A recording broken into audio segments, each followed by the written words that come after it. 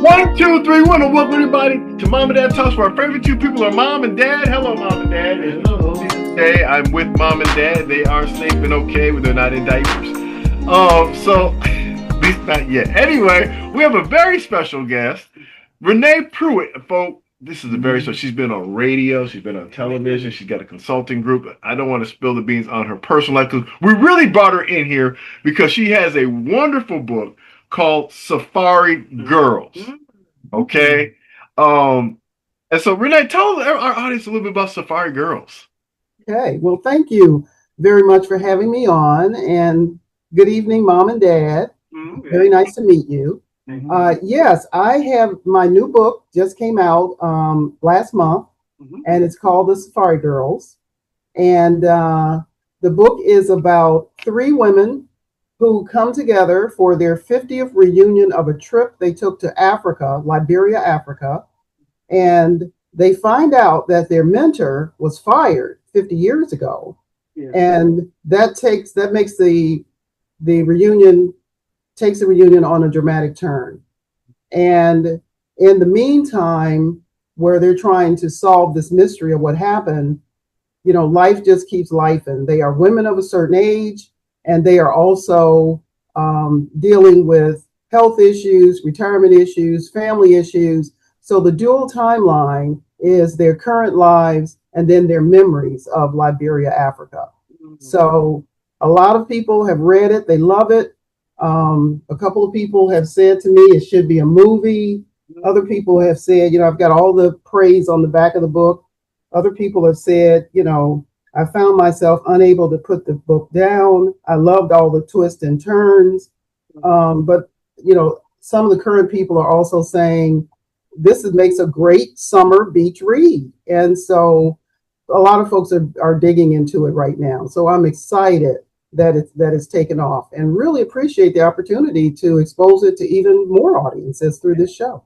Yeah, and like I said, Renee, it's an honor to have you on here because, like I said, folks, you get a chance to just reading the outline of the book and the story, and just having doing movies and stuff. The captiveness, just the way it's put together, folks. Just go out and buy the book first of all. Just go out and buy it. Okay.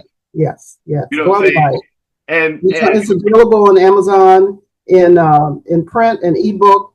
And I really just finished today recording the audiobook, so it will soon be on audio, on Audible in a couple of weeks. They take a long time to load the stuff up. So for you people who can't read anymore, your eyes are bad, you can at least hear it. Mm-hmm. So that way, you all can, enjoy it. Or if you can't read, you can hear it audibly. So guess what? Folks, just support because, like I said, I can tell your parents are already very good sports. I mean, you are putting in the digs, and they are like, whatever, son. They're used to me by now. And and Renee, but you know what? You also have two other books. Can you mention that to our audience about those two other books? Yes, I do. I have two other books that are here with me. Actually, The Safari Girls is my fifth book. Right. Oh. Okay, so my first book was what you call a coffee table book. It was called In Celebration of Rochester, and it was written about all the things that Rochester, New York has to offer. And I was hired by the Chamber of Commerce in Rochester in so that was the first one. Uh-huh. And then the second one was like an homage to my career in radio. Mm-hmm. It was called Morning Drive to Midnight. Mm. And it was about a woman who had 1 year to get her radio station to #1 in Chicago. Mm. And so that one came out in 19. Yeah. I love it, Renee. I love it. Keep going. Yeah. Keep going. Our audience got to know this is an accomplished person, but get all her books. Okay, keep going. And so while I'm writing, I also have my consulting firm where I'm doing public relations and doing special events and working with corporations and doing their corporate PR and things like that. And so, but around 2013, 2015, I ended up writing two children's books. One is called Taj Cleans the Garage, and the other is called Malcolm Mows the Lawn. And they're both about little boys who do chores that turn into exciting adventures where they become the hero. Oh, And and this I really wrote these after I read. It was a lot of discussions before I came to these. I have lots of reasons for writing these. When my son, who is now 30, he's 30. He said he's going to be 33 this year. I can't believe it. Wow. He can't believe it. You look good, Renee. By the way, folks, you look good. Thank you. No one would have ever thought you had a son that old, but keep going, Renee. Okay, so when he was born, and when he's growing up, and I loved reading to him, but there weren't very many books out there that had the look of little African American boys who were having fun. There was Harry Potter, and there were a few others, but it seems like the other little boys were having fun, and then we were getting history lessons, like yes, when Malcolm X was a little boy, when Dr. King was a little boy, and I was doing that anyway, but I wanted him to have fun reading because I read this study that said third grade tests really demonstrate how well students are going to do in the rest of their education lives. Yes. And if their reading scores are very low during the third grade test, they're likely to drop out. That really feeds into the education to prison pipeline.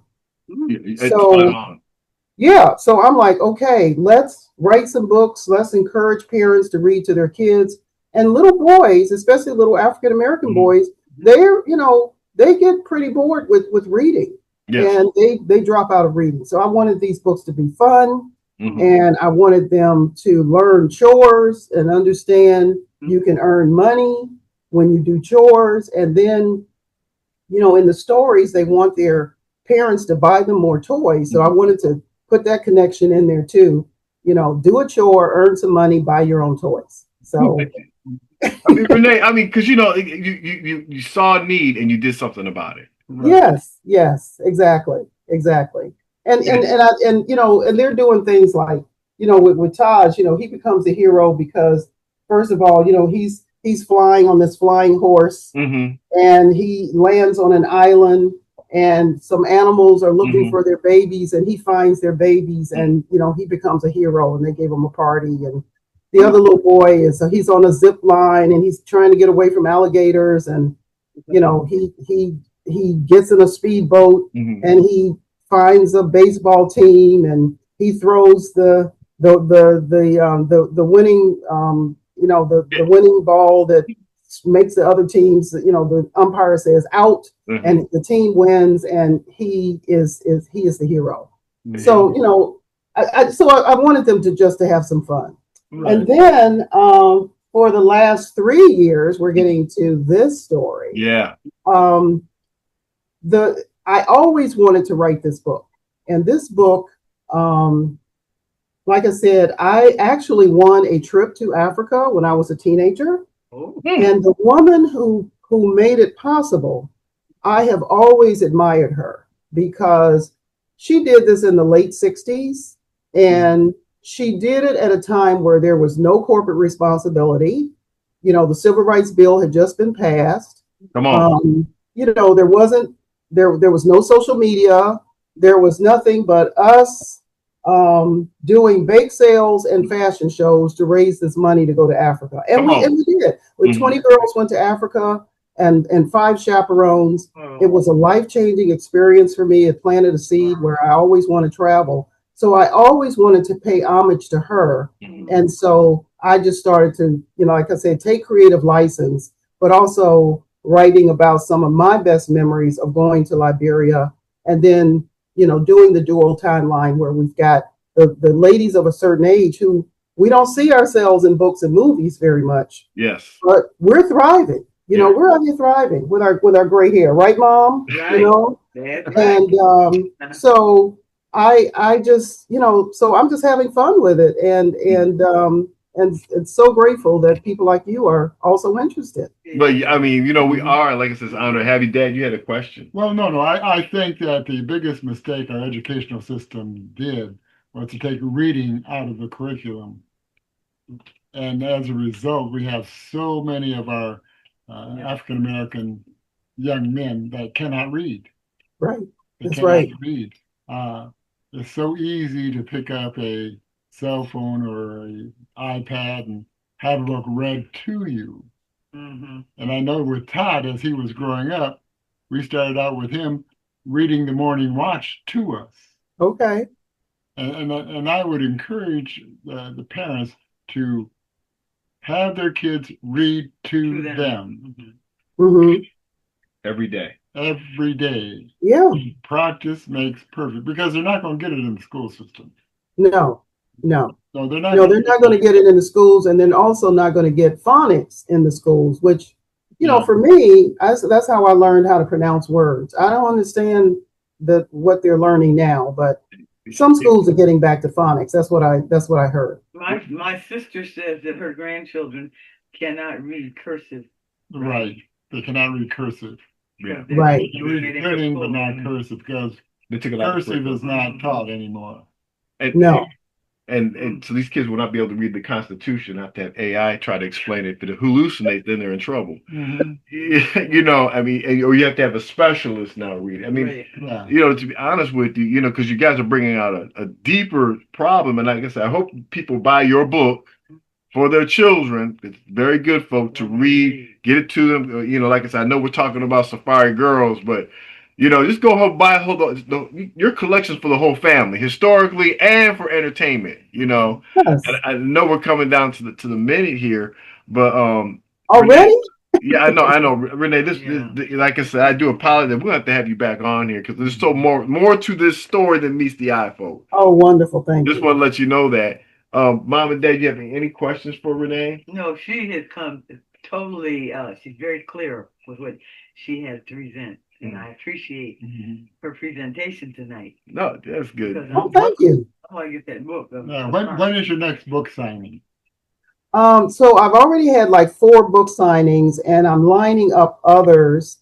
I don't have anything scheduled yet, but I have about 3 irons in the fire. I've got we're talking about doing 1 in August and 2 in July. We just haven't firmed up any dates yet. And then I want to go back to Chicago, of course, and also promote the book because I grew up in Chicago and the setting is Liberia and Chicago. So I want to go back and set up some things in Chicago too. But I'll be happy to come to Virginia. You don't have to do that. And Niles, Michigan. But if people want to bring you in, because like I said, you're a speaker, folks, you can do it all, okay? As well as buy her books, folks, get her books out there. Don't be sitting up there mistreating my sister like that.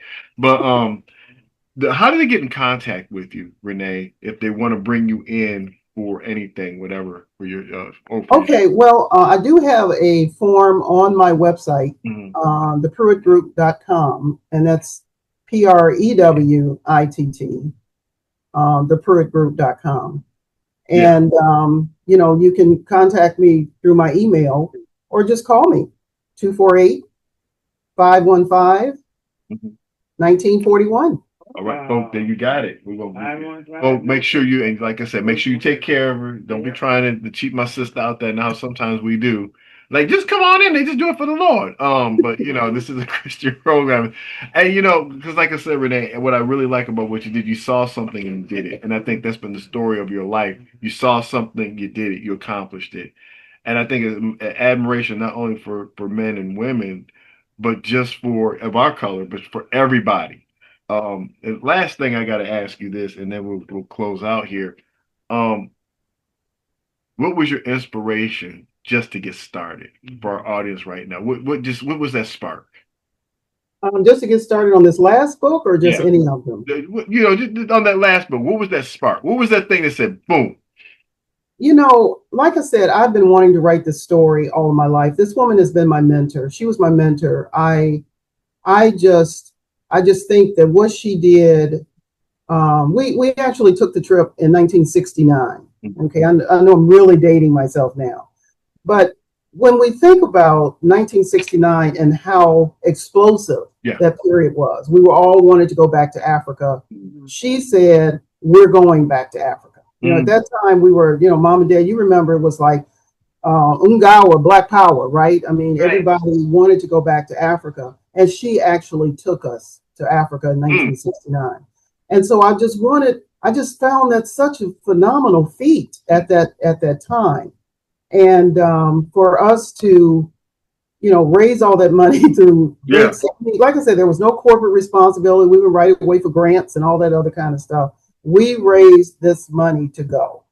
And I just always wanted to tell that story. And I just got to the point where I'm like, I'm either going to do it now or never.